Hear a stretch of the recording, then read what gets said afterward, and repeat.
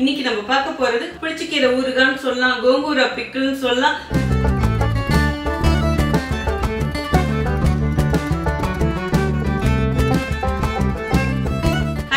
Welcome to cook with Sangeetha. இன்னைக்கு நம்ம பார்க்க போறது புளிச்சக்கீரை ஊறுகான்னு சொல்லலாம், கோங்கூரா பிக்கிள்னு சொல்லலாம். சோ இன்னைக்கு அந்த முறையில தான் செஞ்சு காட்ட போறேன். நம்ம சப்ஸ்கிரைபர்ல கேட்டிருந்தாங்க, அக்கா கோங்கூரா பிக்கிள் செஞ்சு காமிங்கன்னு சொல்லிட்டு.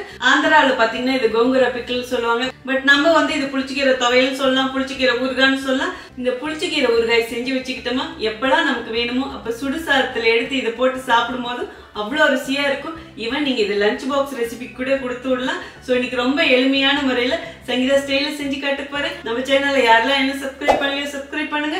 ப்ளீஸ் கீழே இருக்கிற பெல் பட்டன்ல மறக்காம ஆள் கொடுங்க. அப்பதான் நான் போற வீடியோ உங்களுக்கு உடனே வரும். வாங்க இப்ப எப்படி செய்யறதுன்னு பார்க்கலாம். புளிச்சக்கீரை ஊறுகாய் செய்யறதுக்கு நான் புளிச்சக்கீரை ஒரு கட்டு எடுத்து, ஒரு கட்டுனா நல்லா ஒரு கைப்பிடி இருந்ததுங்க. காம்பு இல்லாம எடுத்து நல்லா கிளீன் பண்ணிட்டு தண்ணியில 3-4 வாட்டி அலசி ஒரு சொட்டு கூட தண்ணி இல்லாம எடுத்து வச்சுக்கணுங்க. வாங்க இப்ப புளிச்சக்கீரை ஊறுகாய் செய்ய ஸ்டார்ட் பண்ணிடலாம். ஸ்டவ் ஆன் பண்ணி ஒரு பாத்திரம் வச்சுட்டேன். 1/4 டீஸ்பூன் வெந்தயம் இதிலே போட்டுக்கலாங்க. வெந்தயம் ரொம்ப அதிகமா போட்டீங்கன்னா கசப்பா இருக்கும். 1 டீஸ்பூன் ஜீரகம் எடுத்து வச்சிருக்கேன், அதுவும் இதிலே போட்டுக்கலாங்க. இந்த ஊறுகாய்க்கு ஜீரகம் நல்ல ஒரு டேஸ்ட் கொடுக்குங்க. 2 டீஸ்பூன் முழு மல்லி விதை எடுத்து வச்சிருக்கேன், அதுவும் இதிலே போட்டுக்கலாம். இப்போ அடுப்பை நல்லா கம்மியா வச்சுக்கோங்க. இது எல்லாத்தையும் செவக்கிற மாதிரி வறுத்துக்கலாங்க. இந்த புளிச்சக்கீரை ஊறுகாயோட ஸ்பெஷலு நம்ம இந்த பொடியை வறுத்து போடுறோம் பாத்தீங்களா, அதுல தான் ருசியே இருக்கு. வெந்தயம் மல்லி ஜீரகம்லாம் நல்லா செவக்க வறுத்தாச்சுங்க. வாசனையும் வந்துருச்சு. இந்த அளவுக்கு வறுத்துக்கிட்டா போதும். இப்போ இது உடனே வேற ஒரு பாத்திரத்துல மாத்திடலாங்க. இது அப்படியே ஆறட்டுங்க, ஒரு பக்கம் வச்சிருங்க. அதே பேனை அடுப்புல வச்சுட்டோங்க.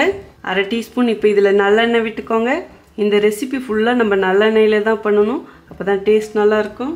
அடுப்பணல் கம்மியா வச்சுக்கோங்க. 20 காஞ்ச மிளகாய் எடுத்து வச்சிருக்கேன், அதை இதிலே போட்டுக்கலாங்க. காரத்துக்கு ஏற்ப நீங்க காஞ்ச மிளகாய் கூடி குறைச்சி போட்டுக்கலாங்க. புளிச்சக்கீரையில நல்ல புளிப்பு இருக்கும். ஸோ அதுக்கு கொஞ்சம் காரம் தூக்கலா போட்டிங்கன்னா கரெக்டா இருக்கும். இப்போ இந்த மிளகாயை நல்லா செவக்க வறுத்துக்கலாங்க. ஆனால் அடுப்பணல் கம்மியாக தான் இருக்கணும், விடாமல் கிளறி கொடுத்துக்கிட்டே இருங்க. மிளகாய் பாருங்க நல்லா செவந்துடுச்சு. இந்த அளவுக்கு வறுத்துக்கிட்டா போதும். இப்போ இது உடனே வேற ஒரு பிளேட்டில் மாற்றி வச்சிடலாங்க. இது அப்படியே நல்லா ஆறட்டுங்க, ஒரு பக்கம் எடுத்து வச்சிருங்க. அதே பேனை இப்போ அடுப்பில் வச்சுட்டுங்க. 2 டீஸ்பூன் இப்போ நல்லெண்ணெய் விட்டுக்கோங்க. க்ளீன் பண்ணி வச்ச புளிச்சக்கீரையும் இப்போ இதிலே போட்டுக்கலாங்க. அடுப்பணல் மீடியமாக வச்சுட்டு இப்போ எல்லாத்தையும் ஒன்று சேர்த்து கிளறி கொடுங்க. ஃபஸ்ட்டு கீரை நிறையா இருக்கிற மாதிரி இருக்கும். 2 நிமிஷம் அப்படியே கிளறி கொடுத்தீங்கன்னா கீரை நல்லா சுருங்கிட்டு அப்படியே கலர் மாறிடும். 1/4 டீஸ்பூன் மஞ்சள் பொடி இதிலே போட்டுக்கலாங்க. இப்போ எல்லாத்தையும் ஒன்று சேர்த்து கிளறி கொடுங்க. நம்ம மஞ்சத்தூள் போடும்போதும் இந்த கீரையோட பச்சை நிறம் மாறாமல் இருக்கும். பாருங்கள் நம்ம எவ்வளோ கீரை போட்டோம், அப்படியே துளோண்டு ஆயிடுச்சு. சீக்கிரமாக இந்த கீரை நல்லா வதங்கிடுங்க. கீரையில் இருக்கிற தண்ணிலாம் வெளியில் வந்துருச்சுங்க. கீரையும் நல்லா கொழன்னு ஆகுது. இந்த டைமில் கொஞ்சமாக புளி எடுத்து வச்சுருக்கேன், அதுவும் இதிலேயே போட்டுக்கலாம். புளியை வந்து நான் 10 நிமிஷம் தண்ணியில் ஊற வச்சு தாங்க போட்டிருக்கேன். புளிப்பு டேஸ்ட்டு உங்களுக்கு எவ்வளோ வேணுமோ அதுக்கு தகுந்த மாதிரி கூடி குறைச்சி போட்டுக்கோங்க. ரொம்ப புளி நிறையா போட்டிங்கன்னா டேஸ்ட்டு நல்லா இருக்காது. இப்போ இதையும் சேர்த்து நல்லா கிளறி கொடுங்க. ரொம்ப அப்படியே ட்ரை ஆகிற வரைக்கும் நம்ம இதை வதக்கக்கூடாது. இதெல்லாம் நல்லா வதங்கி பச்சை மணம் போற வரைக்கும் வதக்கினா போதும். A few minutes later. புளி போட்டதுக்கு அப்புறம் 2 நிமிஷமா வதக்கிட்டே இருக்குங்க. இந்த அளவுக்கு வதக்கினா போதும். இப்போ ஸ்டவ் ஆஃப் பண்ணிடுங்க. இது நல்லா ஆறட்டுங்க. அதுக்கப்புறம் நான் என்ன பண்ணணும்னு சொல்றேன். இப்போ நம்ம வறுத்து வச்சதெல்லாம் அரைச்சிக்கலாங்க. அதுக்கு ஒரு மிக்சி ஜார் எடுத்துக்கிட்டேன். வறுத்து வச்ச மல்லி ஜீரகம் வெந்தயத்தை இதிலே போட்டுக்கலாங்க. வறுத்த காஞ்ச மிளகாயும் இதிலே போட்டுக்கலாம். இந்த ஊறுகாய்க்கு தேவையான அளவு உப்பும் போட்டுக்கலாங்க. நான் கல் உப்பு தாங்க போட்டிருக்கேன், உப்பு கம்மியாகவே போடுங்க. புளிச்சக்கீரை வதக்கினதுக்கு அப்புறம் பார்த்தீங்கன்னா கம்மியாக தான் இருக்கும். ஸோ உப்பு கம்மியாகவே போடுங்க. பெருங்காய பொடி இதிலே 1/2 டீஸ்பூன் போட்டுக்கலாங்க. பெருங்காய பொடி தாளிக்கும் போது போடுறதை விட இந்த மாதிரி இப்படி அரைக்கும் போதே போட்டிங்கன்னா வாசனை சூப்பராக இருக்கும். ஃபஸ்ட்டு இதெல்லாம் நம்ம ட்ரையாக அரைக்கணுங்க. இப்போ நான் அரைச்சி எடுத்துகிட்டு வந்துடுறேன். பாருங்கள் இந்த மாதிரி கொஞ்சம் தரியாக அரைச்சிக்கணும், ரொம்ப நைஸாக இருக்கக்கூடாது. நல்ல வாசனையாக இருக்குது. இப்போ இதுலயே மீதி தேவையானதும் போட்டுக்கலாங்க. கொஞ்சமா பூண்டு பல்லு உரிச்சு வச்சிருக்கேன், அதுவும் இதுலயே போட்டுக்கலாம். இது பச்சையா இருக்கிற பூண்டு தாங்க. பூண்டு வதக்காம இந்த மாதிரி பச்சையா போடணும். இப்போ இதையும் அப்படியே கொரகொரப்பா அடிச்சு எடுத்துட்டு வந்துடுறேங்க. நான் எப்படி அரைக்கிறனோ அதே மாதிரி தான் அரைக்கணும், அப்பதான் எல்லாம் ஒண்ணு போல இருக்கும். பூண்டு போட்டதுக்கு அப்புறம் நல்லா கொரகொரப்பா அரைச்சி எடுத்துட்டு வந்துட்டேங்க. இந்த அளவுக்கு அரைச்சா போதும். நம்ம வதக்கி வச்சிருக்க புளியும் புளிச்சக்கீரையும் போட்டுக்கலாங்க. இப்போ இதுல தண்ணில எதுவுமே சேர்க்க கூடாதுங்க. கொஞ்சமா நல்லெண்ணெய் விட்டுக்கோங்க. ஒரு 3 டீஸ்பூன் விடுங்க. ஊறுகாய்னா எண்ணெய் இல்லாமல் கிடையாது. எண்ணெய் ஊற்றினாதான் கெடாமையும் இருக்கும், டேஸ்ட்டும் நல்லா இருக்கும். இப்போ இது கொரகொரப்பாக அரைச்சி எடுத்துட்டு வந்துடுறேங்க. நல்லா அரைச்சி எடுத்துட்டு வந்துட்டுங்க. நீங்கள் அரைக்கும் போதே கொஞ்சம் டேஸ்ட் பாருங்க, உப்பு கரெக்டாக இருக்கான்னு. உங்களுக்கு தகுந்த மாதிரி அட்ஜஸ்ட் பண்ணிக்கோங்க. இப்போ இது வேற ஒரு பவுலுக்கு மாற்றிக்கலாங்க. இப்போ இது அப்படியே இருக்கட்டுங்க. வாங்க இப்போ இதுக்கு எப்படி ஒரு தாளிப்பு கொடுக்கணுங்கிறதும் பார்த்துடலாம்.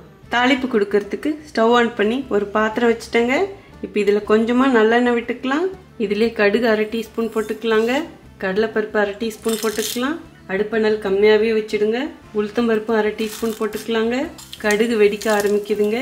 இந்த ஸ்டேஜில் 5 பல்லு பூண்டு எடுத்து தட்டி வச்சுருக்கேன், அதுவும் இதிலே போட்டுக்கலாம். இதோடையே 2 காஞ்ச மிளகாய் கட் பண்ணி வச்சுருக்கேன், அதையும் போட்டுக்கலாம். இது எல்லாத்தையும் லேசாக செவக்கிற மாதிரி வதக்கலாங்க. பூண்டும் மிளகாயும் நல்லா செவந்துடுச்சுங்க.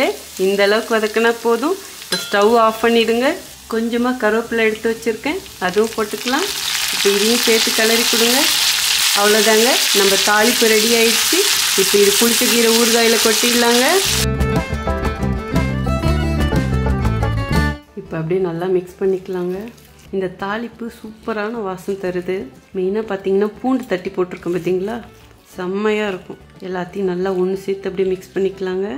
எண்ணெய் நல்லா இந்த கீரை முழுகிற வரைக்கும் ஊற்றுனீங்கன்னா 1 வருஷம் ஆனாலும் கெட்டு போகாது. இப்போ நம்ம புளிச்ச கீரைக்கு சுட சுட சாதம் பரிமாறிக்கலாங்க.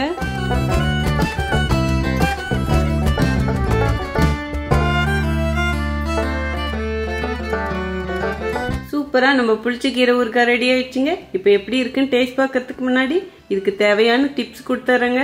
ஆக்சுவலாக ஊறுகாய் செய்யறதுனாலே ரொம்ப கஷ்டம்னு நினச்சிட்டு இருப்போம். அதுவும் கீரையில் ஊறுகாயா அப்படின்னு நினைக்கிறதுண்டு.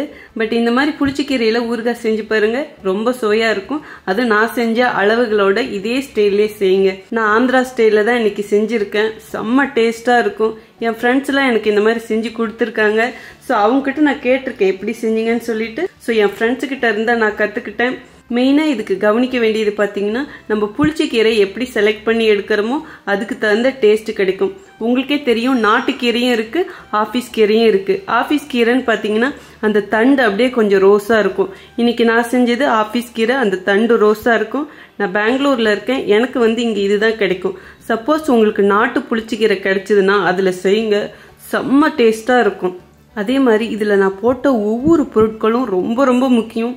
இந்த ரெசிபி ஃபுல்லாக ஒன்று நல்லெண்ணெயில் செய்யுங்க, அப்படி இல்லைன்னா கடலை எண்ணெயில் செஞ்சிங்கன்னா கொஞ்சம் சீக்கிரமாக யூஸ் பண்ணிடணும், ஏன்னா அதில் வாடை வந்துடும். இதே நல்லெண்ணெயில் செஞ்சிங்கன்னா வருஷ கணக்கில் வச்சுக்கலாம். பட் வருஷ கணக்கில் வைக்கணும்னா இன்னும் கொஞ்சம் எண்ணெய் நிறையா விடணும்.